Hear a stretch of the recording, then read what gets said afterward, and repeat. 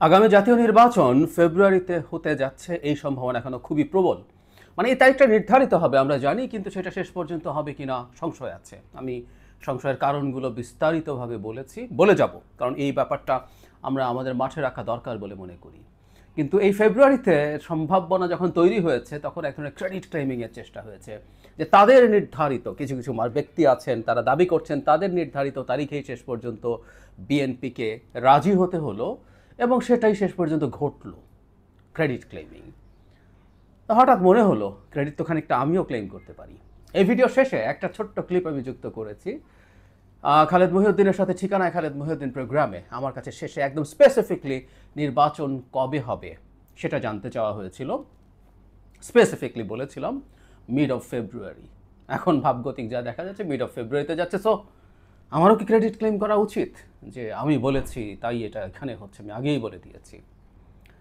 তারও আগে আরেকটা এরকম ক্রেডিট ক্লেমিংয়ের কথা বলতে পারি। এটা নিয়ে অনেকে ফান করেন, আমাকে ব্যক্তিগতভাবে পরিচিত অনেকে বলেন আমার কাছে আমার জ্যোতিষের পেশা নেওয়া দরকার, আমার কাছে এসে টাকা পয়সা দিয়ে লোকজন এই সেবা নিতে পারে। কারণটা হচ্ছে 1 জানুয়ারি ভয়েস অফ আমেরিকাতে একটা ইন্টারভিউ পাবলিশড হয় আমার।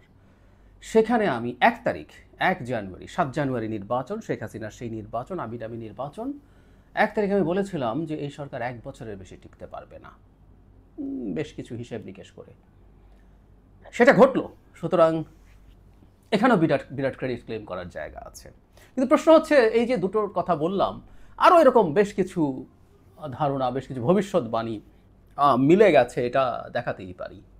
কিন্তু প্রশ্ন হচ্ছে এগুলো কি আদৌ ক্রেডিট ক্লেম করার কিছু, যে এটা হয়েছে বলেই এরকম হয়েছে, মানে আমি বলেছি বলেই শেখ হাসিনার পতন জুলাই অগাস্টে হয়েছে, ব্যাপারটা এরকম হতে পারে যে এটা দেখে টেখে সবাই উৎসাহিত হয়েছে, বিরাট সাহসী হয়ে মাঠে নেমে পতন করিয়ে দিয়েছে। Should I do this? না, এগুলো অর্থহীন। আমার এই অনুমান ভুল হতে পারতো। আমি কতগুলো, এটা ওয়াইল্ড গেস না, গুনে টুনে জ্যোতিষীগিরি করে করিনি, ওই ইন্টারভিউটার মধ্যে আছে কেন আমি সেটা মনে করেছি।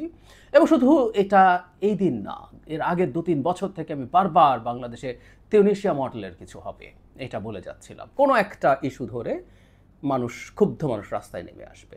এটা কোটা হয়েছে, আসলে এটা সরকারি চাকরি, হাসিনার অধীনে চাকরি পাওয়ার চেষ্টা ছিল প্রশাসন পুলিশে মূলত, সেটাকে আশ্রয় করে মানুষ নেমে গেছে, কারণ বারুদ জমে গিয়েছিল। এটা এবার না হলে অন্য কোনো ইস্যুতে এটা হতো, এটা আমি বিশ্বাস করতাম। এই বিশ্বাসের কথা আমি কয়েক বছর ধরে বলেছি, লিখেছি। যে বুয়াজিজির গল্প আমি বহুবার আমার ভিডিওতে বলেছি। ঠিক একইভাবে মিড অফ ফেব্রুয়ারি নির্বাচন নাও হতে পারতো, এটা আমি নানান ক্যালকুলেশন করে মনে হয়েছে, কারণ সরকারের ইগো আছে, সে ডিসেম্বরে করবে না, এপ্রিল আসলে গরম, সরকার এপ্রিল বলে ফেলেছিল, কিন্তু শেষ পর্যন্ত ফেব্রুয়ারিতে এসছে। এটা একটা খুব কঠিন বা কঠোর কোনো অ্যানালিসিসের প্রশ্নটা। আবার এর মানে এই না যে এটা করে, ওই যে বলছি যে ভারতের ষড়যন্ত্র নস্যাৎ করে দেয়া গেছে। ভারত ডিসেম্বরে নির্বাচন চেয়েছিল, মানে ভারত ডিসেম্বরে নির্বাচন করাতে পারলে তাতে যে জিতবে সেই দলকে দিয়ে বাংলাদেশকে কিনে ফেলতে পারবে, সেই দলের প্রধানকে আবার স্লেভ বানাতে পারবে শেখ হাসিনা। আর ফেব্রুয়ারি হলে সেটা পারবে না, নস্যাৎ করে দিলাম। হাস্যকর। বরং আমরা এভাবে বলবো, যারা সেনাপ্রধানকে ভারতের দোসর, ভারতের লোক বলেন, সেনাপ্রধানের তো প্রথম ইন্টারভিউতে তিনি 18 মাস বলেছিলেন। 18 মাস কিন্তু যদি হিসেব করি, অগাস্টে সরকার এসছে, ফেব্রুয়ারি কাভার করে, সো এটা ওই সীমার মধ্যে হচ্ছে, 18 মাস সীমার মধ্যে হচ্ছে। ডক্টর আসিফ নজরুল 1.5 বছরের কথা বলেছেন, আমি শুরুর দিকে যারা বলছিলেন তাদের কথা বলছি, তার এই বক্তব্যকে ডিফাই করেছেন। তিনিও আরেক বিরাট নাকি দালাল, তিনি এই সরকারকে শেষ করে দিয়েছেন, তার পদত্যাগ এবং তাকে সরানো ছাড়া বাংলাদেশ আর টিকবে না, এই আলাপ আমরা দীর্ঘদিন ধরে দেখেছি। তো তিনিও 1.5 বছর, এবং 1.5 বছরের মধ্যে হচ্ছেন, এপ্রিলে হলে অন্তত 1.5 বছরের ভাড়াটা কাটতো, কিন্তু সেটা হয় নাই, 1.5 বছরের মধ্যেই হচ্ছে নির্বাচন। ইভেন ফেব্রুয়ারি হচ্ছে বিএনপির এক্সপেক্টেড টাইমের চাইতে সামান্য 1 মাস বেশি। রাদার অন্যরা যেটা চেয়েছিলেন যত পেছানো যায় জুনে নিয়ে যাওয়া, আমি যাদের 5 বছরের খোয়াব আছে আমি তাদের কথা বলছি না, যাদের জুনে নিয়ে যাওয়া যায় তাদের কথা বলছি। তারাও যদি চিন্তা করেন তাদের দিক থেকে এটা অনেক অনেক দূরে হয়ে গেল। আমি আসলে মূলত যে কথাটা বলতে চাইছি সেটা হচ্ছে, আমাদের অনলাইন ক্যাম্পেইন এবং প্রোপাগান্ডাগুলো যেভাবে কাজ করে, মানে একটা ন্যারেটিভ এস্টাবলিশ, আমি ন্যারেটিভ ভুল বা সঠিক is a different debate, but there was a narrative যে ভারত এই নির্বাচনটাকে দ্রুত হওয়াতে চাচ্ছে, দ্রুত নির্বাচিত সরকার চায়, কারণ দ্রুত নির্বাচিত সরকার হলে, এবং সেটা বিএনপি আসবে, বিএনপির সাথে ভারতের আলোচনা হয়ে গেছে, বিএনপিকে কিনে ফেলা হয়েছে, বিএনপির যে জনাব সালাউদ্দিন সাহেব সম্পর্কে অকথ্য মিথ্যাচার হয়েছে, সেগুলো উনি আছেন, উনি তো অলরেডি ডিল ইজ ডান, আরও যারা যারা আছে সবাইকে কিনে নেওয়া যাবে, তারপর আবার বাংলাদেশ ভারতের করদরাজ্য হয়ে যাবে। এই ন্যারেটিভ সত্য কি ভুল আমি সে তর্কে ঢুকছি না এইক্ষণ মুহূর্তে, কিন্তু আমি বলছি ন্যারেটিভের কনসিস্টেন্সি ইজ এ মাস্ট। এখন সেটা সরিয়ে রেখে ফেব্রুয়ারির ক্রেডিট ক্লেমিং শুরু হয়েছে, এই যে আমরা বলেছিলাম এখন ফেব্রুয়ারিতে নির্বাচন, সুতরাং আমরা জিতে গেছি।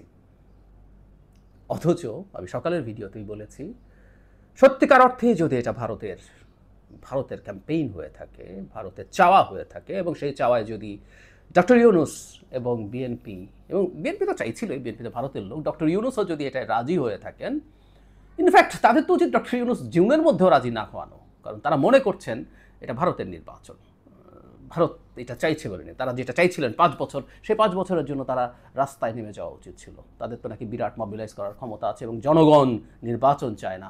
ডক্টর ইউনূস ঈদের নামাজ পড়তে গেলে 5 বছর বলে কিছু লোকজনকে শাউট করতে দেখানো হয়, ডেকে ঢুকে এনে। আর যেটা যদি বিরাট থাকে মাঠে, তারা নেমে পড়তে পারেন।